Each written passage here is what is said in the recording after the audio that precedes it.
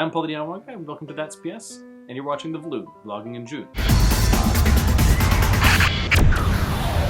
This week on The Vlog, I'm going to try something just a little bit different. A while ago, I read a book called The Flinch by Julian Smith, and basically this is a short book, less than 40 pages, in which he talks about the reaction that people have called the flinch. I'm certain you flinched before, and chances are you will flinch again. It is a very normal part about being a human. But what he talks about, and I agree with, is that sometimes the flinch isn't there to help us.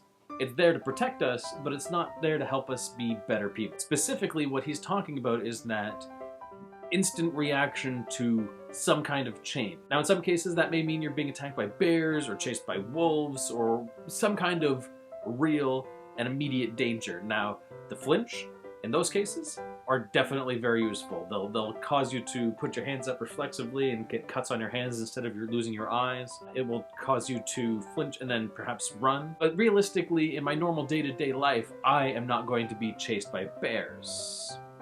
Period. What I am going to be faced with are decisions, and those decisions can have that same clenching, flinching reaction that we would have in a survival situation. But this week, instead of just reading this book, I'm gonna do the homework assignments, which is far more terrifying than it sounds. Speaking of which, I highly recommend you read this book. It is less than 40 pages and it is free.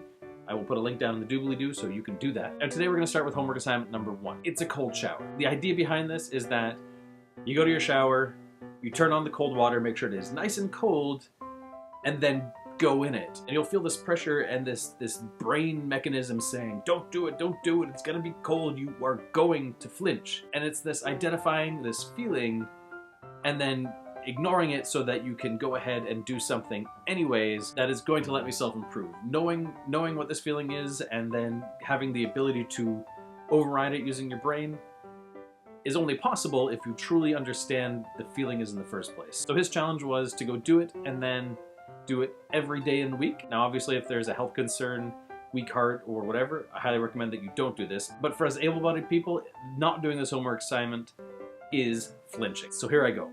Wish me luck. I hate this part.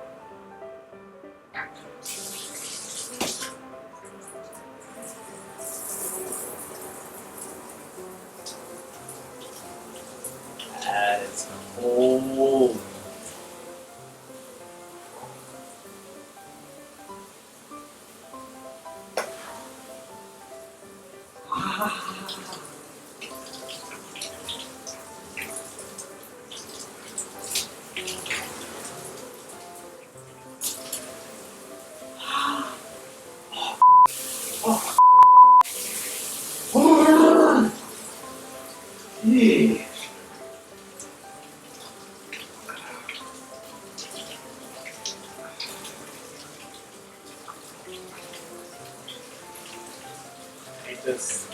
Hate this. Alright, here comes the spine.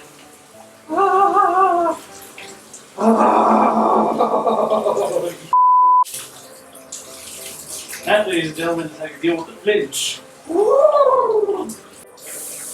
Fudge, that's cold. That was every bit as awful as I was anticipating it was going to be, and yet I survived. I mean, I shivered and it was definitely flinch-worthy, but doing it was not impossible, and I can definitely associate the feeling I get with going into that cold shower with a lot of other things where normally I would hesitate because I'm afraid, but that reluctance, that flinching, is stopping me from doing something that would improve my life, not stop me from doing something that's actually going to hurt. So today, rather than give you a question, I'm going to give you a homework assignment. I would like you to take a cold shower, and with the hopes that if you start to identify the feeling that you get when you're flinching, you can improve yourself rather than just go with the status quo. And if you like this video, make sure to hit the like button. If you want to see more of the flinch, make sure to hit that subscribe button. Thank you so much for watching, and until I see you next, stay crafty, my friends.